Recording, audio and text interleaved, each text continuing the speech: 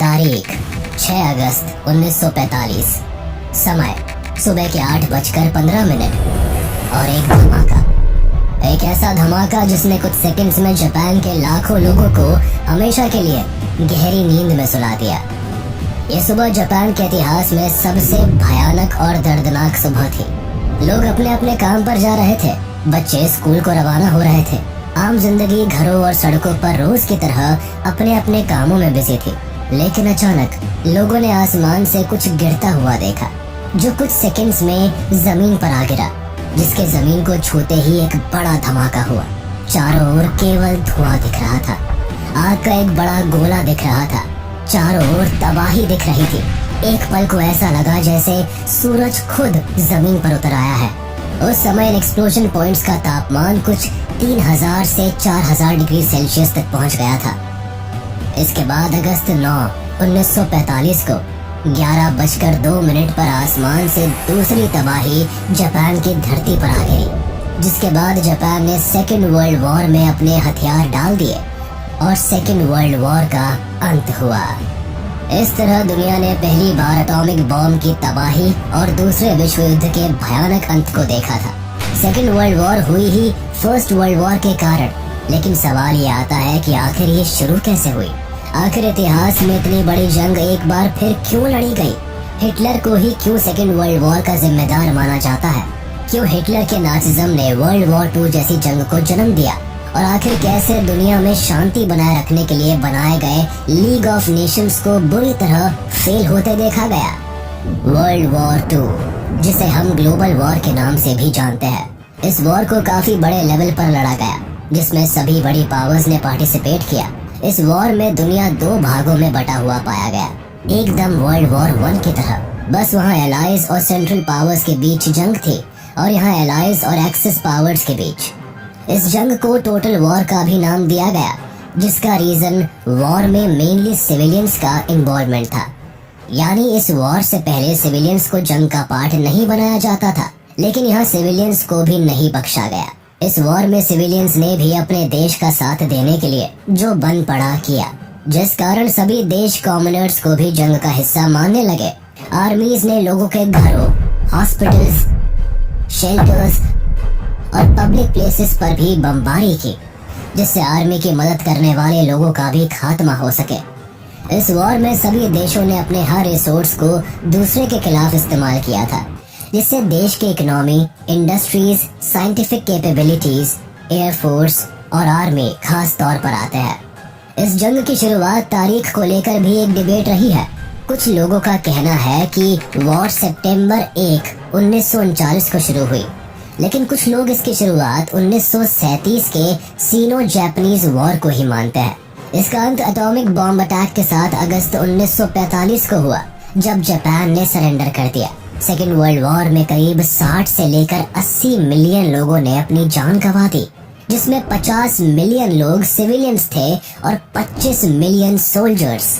दुनिया में इसके बाद और इससे पहले इतने बड़े नंबर्स में कभी इतने लोगों की जान नहीं गई थी, जिस वजह से इस वॉर को deadliest conflict in human history कहा जाता है। वर्ल्ड वॉर 2 में दुनिया 2 गुटों में बट गई थी, जिसे अलायंसेस के नाम से जानते हैं। पहली पावर का नाम था एलाइज पावर, जिसमें UK, France, USA, USSR, China, Poland, Yugoslavia और ग्रीस आते थे।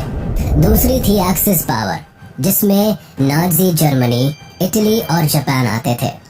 वैसे आपको बता दें कि इटली फर्स्ट वर्ल्ड वॉर में एलाइज पावर के साथ था, लेकिन कुछ चीजों को लेकर मन मुटाव के कारण इटली ने अपना पाला बदल लिया और एक्सिस पावर का हाथ थाम लिया। वर्ल्ड वॉर 2 स्टार्ट होने का सबसे बड़ा रीजन वर्ल्ड वॉर 1 का एंड रिजल्ट था, जिसने पूरे जर्मनी के लोगों में एक बदले की भावना जगा दी। वर्ल्ड वॉर 1 से पहले जर्मनी अच्छे लेवल पर डेवलपमेंट कर रहा था, जिससे इसकी इकोनॉमी भी काफी स्ट्रांग थी। जर्मनी एक पावरफुल और स्ट्रांग नेशन था, इतना कि वॉर के बारे में जानकर भी जर्मनी बिल्कुल नर्वस नहीं हुआ। इसका एक कारण ये भी था कि जर्मनी अपनी आर्म्ड फोर्सेस पर भर भर के पैसा लगाता और उन्हें बड़ा और स्ट्रांग करता जाता। जर्मनी फर्स्ट वर्ल्ड वॉर को लड़ने से पहले ही अपनी जीत को लेकर कॉन्फिडेंट था, लेकिन वर्ल्ड वॉर 1 में एलाइज पावर ने सेंट्रल पावर्स को बुरी तरह हरा दिया। सेंट्रल पावर्स में कॉमनली जर्मनी, ऑस्ट्रो हंगरी और ओटोमन एम्पायर आते थे, जिसमें जर्मनी के साथ सबसे बुरा बर्ताव किया गया। जीते हुए देशों ने हारने वाले देशों को कहीं का नहीं छोड़ा। यूके, फ्रांस और रशिया ने हारने वाले देशों के टुकड़े कर दिए और उन्हें आपस में बांट लिया। 1918 के एंड तक जर्मनी केवल एक हारा हुआ टुकड़ों में बटा देश था, जिसके पास एलाइज देशों की डिमांड्स मानने के अलावा और कोई चारा नहीं था। वॉर ने जर्मनी की इकोनॉमी को डिस्ट्रॉय कर दिया, यहाँ के लोगों को बर्बाद कर दिया और उन्हें अलग अलग देशों का हिस्सा बना दिया गया। वॉर के बाद जर्मनी में पॉलिटिकल, सोशल और इकोनॉमिकल चेंजेस आए। जर्मनी के लोगों में एक डिफरेंस देखने को मिला। यहाँ रिच और पुअर में एक ह्यूज गैप आ गया था, जिससे सोशल अनरेस्ट बढ़ता चला गया। बाकी अनएम्प्लॉयमेंट और कई डिजीजेस भी देखी गई। कई लोग तो केवल स्टारवेशन और बीमारियों के चलते ही मारे गए। जर्मनी के पास अपना देश चलाने के लिए ना तो सरकार थी ना ही पैसा, जिसके कारण ये देश डूबता चला गया। इस देश के रिसोर्सेज भी ऑलमोस्ट फ्रांस और बाकी देशों ने बांट लिए थे। जीते हुए देशों ने जर्मनी के साथ तरह तरह की ट्रीटी साइन की थी, जिसमें इतने कड़े नियम थे जो किसी भी देश को बर्बाद कर सकते थे। वॉर के बाद जर्मनी से सब छीन गया, उसके लोग, उसका स्टेटस, उसकी आर्मी, उसकी पहचान। वर्ल्ड वॉर 1 के एंड में जब जर्मनी हार गया तो एलाइज कंट्रीज ने जर्मनी के साथ ट्रीटी ऑफ वर्साई साइन की, जिसमें काफी हार्श और ह्यूमिलिएटिंग प्रोविजंस थे। ट्रीटी ऑफ वर्साई 28 जून 1919 को ऑफिशियली वॉर एंड के नाम से साइन की गई, जिसमें जीतने वाले सभी देशों ने अपनी अपनी सेफ्टी और सिक्योरिटी के लिए डिमांड्स रखी। लेकिन इन सब में फ्रांस ने सबसे हार्श डिमांड्स रखी। वो इसलिए क्योंकि अगर आप यूरोप के मैप पर नजर डालेंगे तो देखेंगे कि फ्रांस और जर्मनी का बॉर्डर आपस में जुड़ा हुआ है, जिस कारण फ्रांस आने वाले फ्यूचर में कोई भी रिस्क नहीं लेना चाहता था। इसके लिए फ्रांस ने सबसे पहले treaty of reparations, demilitarization of the Rhineland region and the war guilt clause की डिमांड की। आपको बता दें कि राइनलैंड जर्मनी और फ्रांस के बीच का एरिया है, जो कि जर्मनी के पॉइंट ऑफ व्यू से काफी जरूरी था। लेकिन फ्रांस का कहना था कि जर्मनी कम से कम इस एरिया में अपनी आर्मी को कभी भी नहीं खड़ा करेगा, जिससे फ्रांस की सेफ्टी बनी रहे। इसके अलावा वॉर के दौरान वैसे तो हर देश का काफी नुकसान हुआ था, लेकिन फ्रांस ने सारा का सारा नुकसान जर्मनी के सिर थोप दिया। फ्रांस ने जर्मनी को वॉर गिल्ट बताया और वॉर में हुए लॉस को पे करने को कहा। जर्मनी पर उस टाइम में करीब 6.6 बिलियन पाउंड्स का पेमेंट थोपा गया था। इसके अलावा ट्रीटी में डिमिलिटराइजेशन ऑफ मिलिट्री की डिमांड भी शामिल थी। जर्मनी एक लिमिट से ज्यादा मिलिट्री नहीं रख सकता था। इन सारी डिमांड्स ने जर्मनी के लोगों में गुस्सा भर दिया। वो इस ट्रीटी के एकदम खिलाफ थे। इस ट्रीटी ने उनमें बदले की एक भावना जगा दी थी। ट्रीटी ऑफ वर्साई की डिमांड्स को मानने के अलावा वाइमार रिपब्लिक के पास और कोई चारा नहीं था। वाइमार रिपब्लिक जर्मनी की न्यू गवर्नमेंट थी, जिसने इस ट्रीटी पर साइन किया था। इस कारण से लोगों में वाइमार रिपब्लिक के खिलाफ भी एक गुस्सा था। वो कहीं ना कहीं अपनी हालत का जिम्मेदार वाइमार रिपब्लिक को भी मानने लगे थे। इस पीस ट्रीटी के कारण ही जर्मनी ने अपनी overseas colonies, 1/10 of population, 13% territories, 75% iron और 26% कोल खो दिया था। वर्ल्ड वॉर 1 के बाद लीग ऑफ नेशंस को स्टैब्लिश किया गया था, ये सोचकर कि अब फिर कभी कोई विश्व युद्ध नहीं होगा।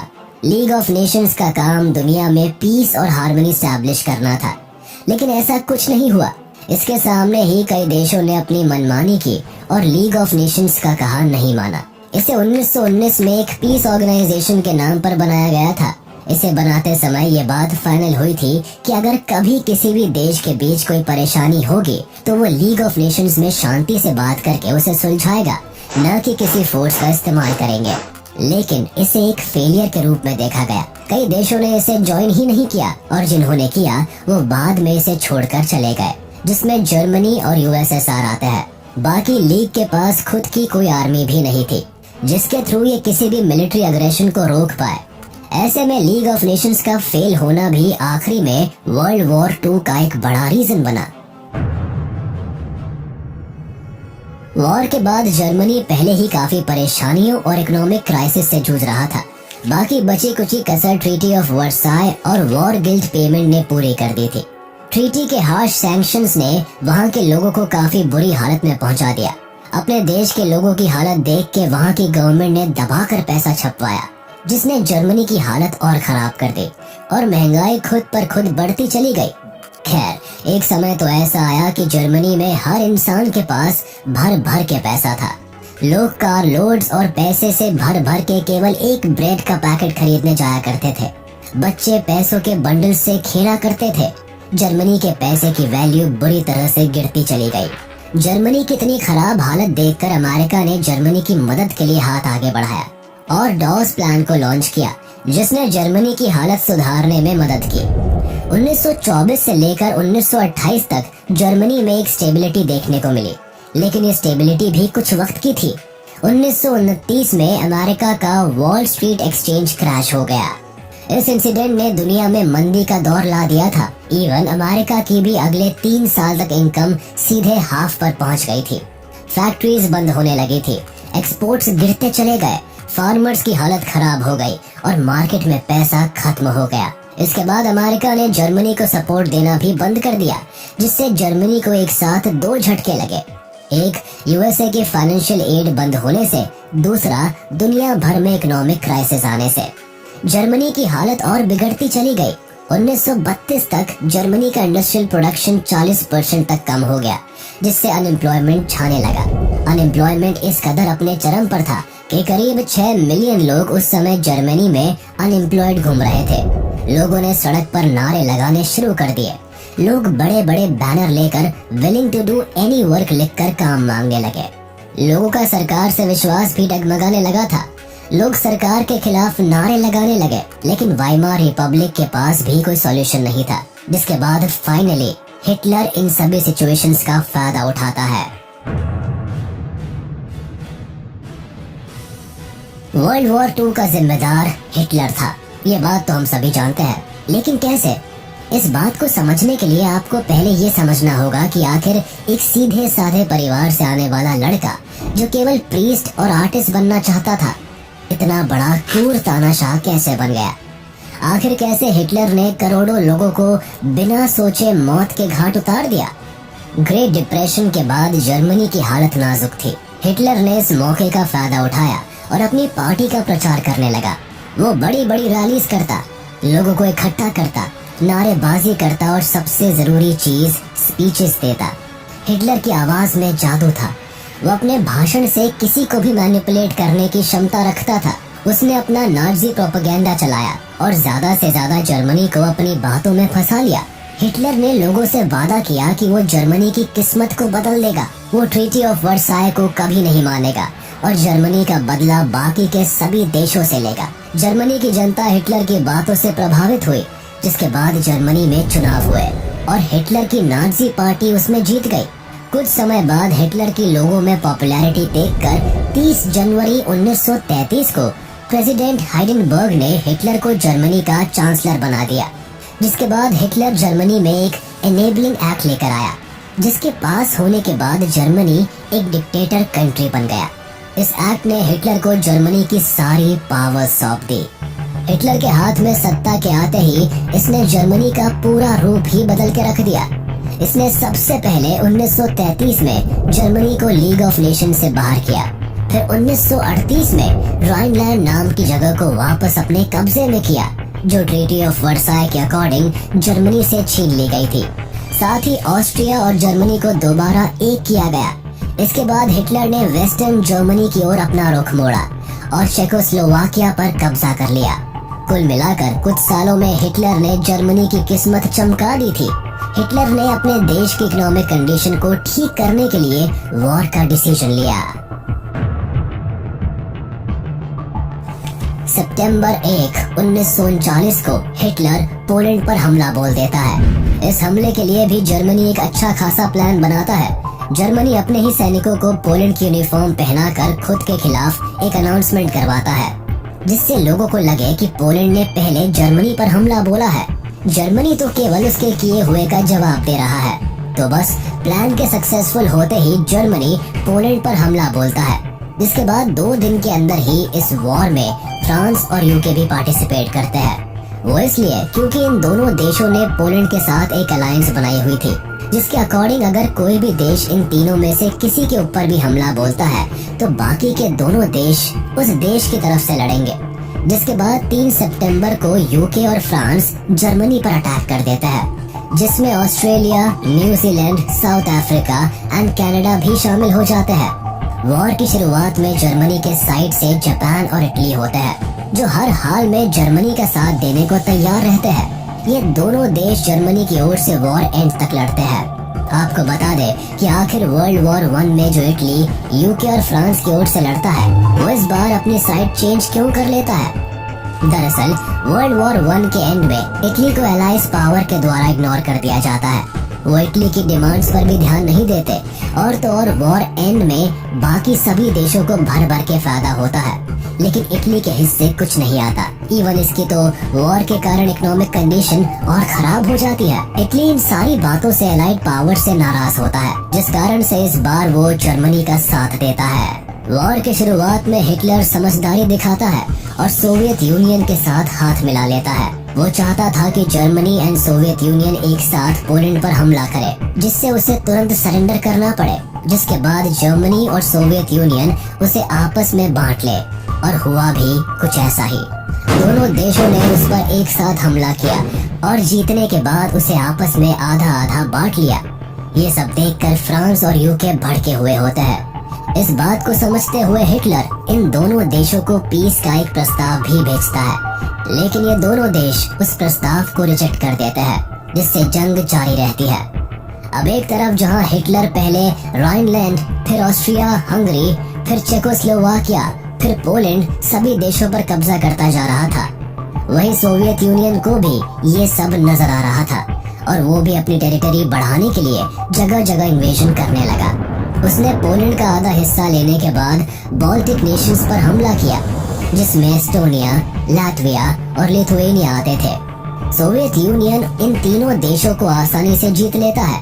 इसके बाद सोवियत यूनियन फिनलैंड पर कब्जा करता है, जिसके बाद सोवियत यूनियन खुद को लीग ऑफ नेशन से अलग कर लेता है। दूसरी ओर हिटलर की ज्यादा से ज्यादा टेरिटरी हासिल करने की चाह और बढ़ती जा रही थी, जिस कारण वो अप्रैल 1940 में डेनमार्क और नॉर्वे पर भी हमला बोल देता है, जिससे वो आयरन ओर के शिपमेंट्स को एलाइज पावर से बचा सके। दरअसल एलाइड पावर्स जर्मनी को रोकने के लिए हर तरह से कोशिश कर रहे थे, जिसमें स्वीडन से जर्मनी तक आयरन ओर को कट ऑफ करना भी उनका एक प्लान था। हालांकि वो इसमें सक्सेसफुल नहीं हो सके। ऊपर से डेनमार्क और नॉर्वे को भी जर्मनी जीत लेता है, लेकिन अब जर्मनी फ्रांस के लगातार इन्वॉल्वमेंट से काफी परेशान हो जाता है, जिसके बाद वो फ्रांस पर अटैक करने का प्लान बनाता है। लेकिन इस बार भी जर्मनी फ्रांस पर डायरेक्ट अटैक नहीं करता, बल्कि वर्ल्ड वॉर 1 की तरह बेल्जियम के सहारे फ्रांस पर अटैक करने का प्लान बनाता है। फ्रांस पर अटैक में इटली जर्मनी का साथ देता है, जिसके बाद 10 जून को इटली फ्रांस पर अटैक करता है। दोनों देश मिलकर करीब 14 जून तक फ्रांस के पेरिस तक पहुंच जाते हैं और फ्रांस को सरेंडर करने के लिए मजबूर कर देते हैं। 8 दिन बाद फ्रांस जर्मनी के साथ एक ट्रीटी साइन करता है और हार मान लेता है। जर्मनी का फ्रांस को केवल कुछ दिनों में हराना बहुत बड़ी बात थी। इस इंसिडेंट के बाद लोग हिटलर से डरने लगे थे। कोई देश नहीं चाहता था कि हिटलर उनसे पंगा ले। हर तरफ हिटलर के नाम का डंका बज रहा था। लेकिन यूके अब भी हार नहीं मानता। वो हिटलर के शांति प्रस्ताव को रिजेक्ट कर देता है, जिसके बाद जुलाई में जर्मनी और यूके के बीच एयर बैटल ऑफ ब्रिटेन शुरू हो जाती है। ब्रिटेन की उस समय एयर पावर काफी ज्यादा मजबूत थी, जिस कारण दोनों देश आपस में हवा में लड़ते हैं। लेकिन यहाँ जर्मनी की एयरफोर्स यूके की एयरफोर्स के सामने वीक पड़ जाती है, जिसके बाद हिटलर प्लेन्स के थ्रू यूके की अलग अलग स्टेट्स पर बॉम्ब गिरवाने लगता है। लेकिन इससे कुछ होता नहीं है। ब्रिटेन हार मानने को तैयार ही नहीं था। इसी बीच जर्मनी, इटली और जापान के ट्राइपार्टाइट पैक्ट को हंगरी, स्लोवाकिया और रोमानिया भी ज्वाइन कर लेते हैं, जिससे एक्सिस की पावर्स और ज्यादा बढ़ जाती है। जिसके बाद एक्सिस पावर्स भी हिटलर का सपोर्ट पाकर अपना दमखम दिखाने लगती है, जिससे इटली ग्रीस पर अटैक कर देता है। लेकिन यहाँ ब्रिटेन ग्रीस की मदद के लिए खड़ा रहता है, जिससे इटली को ग्रीस में ब्रिटेन की आर्मी खदेड़ देती है। लेकिन हिटलर यहाँ इटली का साथ देने के लिए अपनी आर्मी भेजता है। जिससे दोनों देश दूसरी बार ग्रीस पर अटैक करते हैं और उसे भी जीत लेते हैं। अब ऐसे करके कुछ समय के लिए वॉर चलता जाता है। देखा जाए तो 1940 तक वर्ल्ड वॉर 2 में पूरे यूरोप में हिटलर की मदद के लिए हर कोई तैयार था, जिसके कारण हिटलर इस समय अपनी पावर के पीक पर था। लेकिन अपनी पावर के नशे में हिटलर यहाँ एक गलती कर देता है, जिसके कारण जर्मनी वॉर हार जाता है। दरअसल जैसे हिटलर को दिखता है कि वो वॉर जीत रहा है, वो लगे हाथ अपने सालों से देख रहे सपने को भी सच करना चाहता है, जिसके अकॉर्डिंग हिटलर ईस्टर्न यूरोप पर कब्जा करना चाहता था, जो कि यूएसएसआर का पार्ट होता है। हिटलर 1941 में सोवियत यूनियन पर वॉर डिक्लेयर कर देता है, जिसके लिए ऑपरेशन बारबारोसा चलाया जाता है। इस ऑपरेशन के तहत हिटलर सबसे पहले अपने और सोवियत यूनियन के साथ की गई रिबेंट्रॉप पैक्ट को तोड़ देता है। हिटलर को लगता है कि सोवियत यूनियन को आराम से हरा देगा, हालांकि स्टार्टिंग में होता भी ऐसा ही है। जर्मन आर्मी धीरे धीरे करके सोवियत यूनियन को ईस्ट की ओर से जीत रहा होता है। वो एक एक करके सोवियत के देशों को जीतता चला जाता है, लेकिन केवल दिसंबर तक। उसके बाद सोवियत यूनियन में बहुत ही भयानक बर्फबारी होने लगी, जिसमें केवल सोवियत यूनियन ही लड़ने में सक्षम थी। बाकी किसी भी देश के लिए इतनी बर्फ में लड़ना नामुमकिन था। इसलिए ठंड का महीना आने से पहले जर्मनी सोवियत का जितना पार्ट जीत सकती थी, जीतती है। लेकिन उसके बाद सोवियत आर्मी पूरी जर्मन आर्मी को उल्टे पांव बर्लिन तक खदेड़ देती है। हिटलर वेस्ट में ब्रिटेन और ईस्ट में सोवियत यूनियन को एक साथ संभालने में नाकामयाब हो जाता है। सोवियत यूनियन की आर्मी हिटलर की सेना को मात देती है, जिससे सोवियत यूनियन का भी दुनिया में एक नया दौर देखने को मिलता है। वैसे अमेरिका अब तक वॉर से बाहर रहता है, लेकिन जापान पैसिफिक ओशन में अमेरिका के पर्ल हार्बर नाम के आइलैंड पर बॉम्बिंग कर देता है, जिसके बाद अमेरिका वॉर का पार्ट बन जाता है। ये वॉर लंबी चलती है। हिटलर को दिख रहा होता है कि अब उसका वॉर पर से कंट्रोल छूट रहा है, लेकिन वो वॉर होने तक बर्लिन में ही रहने का फैसला लेता है। जहाँ हिटलर को जब खबर मिलती है कि जर्मनी वॉर में हार गया है, वो खुद को और अपनी वाइफ को शूट कर देता है, जिसके बाद दुनिया के सबसे खतरनाक तानाशाह का अंत होता है। हिटलर की मौत की खबर जैसे ही न्यूज में आती है, जर्मनी सरेंडर कर देता है, लेकिन जापान अभी भी हार नहीं मानता। वो अभी भी अपनी ओर से इस वॉर को जीतने की कोशिश करता है, लेकिन इस कोशिश के जवाब में अमेरिका जापान पर न्यूक्लियर बॉम्ब दाग देती है। अमेरिका जापान की 2 जगह हिरोशिमा और नागासाकी पर एक एक करके न्यूक्लियर अटैक करता है, जिसके बाद जापान पूरी तरह से बर्बाद हो जाता है। जापान पर इस न्यूक्लियर बॉम्ब का काफी खराब असर पड़ता है, जिससे उभरने में उसे सालों लग जाते हैं। हालांकि उस न्यूक्लियर अटैक के बाद वर्ल्ड वॉर 2 भी खत्म हो जाता है। 2 सितंबर 1945 को जापान सरेंडर कर देता है। वर्ल्ड वॉर 2 से यूरोप पर काफी फर्क पड़ता है। केवल यूरोप पर ही नहीं, पूरी दुनिया ही बुरी हालत में होती है। दुनिया ने पहली बार इतनी बड़ी वॉर देखी थी। हालांकि वर्ल्ड वॉर 1 भी इससे पहले हुई थी, लेकिन न्यूक्लियर बॉम्ब ने इस वॉर को एक भयानक रूप दे दिया था। पूरी दुनिया ने पहली बार किसी न्यूक्लियर वेपन का इतना खतरनाक इस्तेमाल देखा। वो बात अलग है कि इसके बाद हर देश अपने यहाँ न्यूक्लियर वेपन्स बनाने की कोशिश करने लगे। वॉर के एंड में मिलियंस ऑफ लोग मारे गए, मिलियंस ऑफ लोग होमलेस हो गए। यूरोपियन इकोनॉमी पूरी तरह से कोलैप्स कर गई, जिसके साथ यूरोपियन इंडस्ट्रियल इंफ्रास्ट्रक्चर भी बर्बाद हो गया। इवन वॉर को जीतने वाले देश भी बुरी कंडीशन में थे। अमेरिका ने अपने लाखों सोल्जर्स खो दिए। सोवियत यूनियन भी पैसों की तंगी से जूझ रहा था। आगे चलकर इन दोनों देशों में एक कोल्ड वॉर का दौर भी देखने को मिला, जो सालों साल चला और सोवियत यूनियन के टूटने के बाद शांत हुआ। इस वॉर के बाद कॉलोनियलिज्म और इंपीरियलिज्म भी खत्म हो गया। जर्मनी और इटली में डिक्टेटरशिप भी खत्म हो गई। जर्मनी को 2 भाग में बांट दिया गया, West Germany and East Germany. West Germany को ब्रिटेन, फ्रांस और यूएसए कंट्रोल करते थे और ईस्ट जर्मनी को यूएसएसआर। वर्ल्ड वॉर 2 के बाद अफ्रीका और एशिया में फ्रीडम और नेशनलिस्ट मूवमेंट्स चलने लगे, या यूं कहिए कि काफी तेज हो गए, जिसमें ब्रिटेन की कॉलोनीज इंडिया, म्यांमार और इजिप्ट, अमेरिका की कॉलोनी फिलीपींस, फ्रांस की कॉलोनी इंडो चाइना और डच की कॉलोनी इंडोनेशिया शामिल थे। इसके अलावा इकोनॉमिक क्राइसिस तो एक बड़ी प्रॉब्लम थी ही। जिसके कारण अनएम्प्लॉयमेंट काफी तेजी से बढ़ता देखा गया। इसके अलावा यूएनओ यानी यूनाइटेड नेशंस ऑर्गेनाइजेशन का जन्म हुआ। लीग ऑफ नेशंस को खत्म कर दिया गया क्योंकि वैसे भी वो किसी काम का था नहीं। हालांकि यूएन से जो उम्मीदें थी वो उस पर खरा उतरा। यूएन ने दुनिया में पीस लाने की पूरी कोशिश की।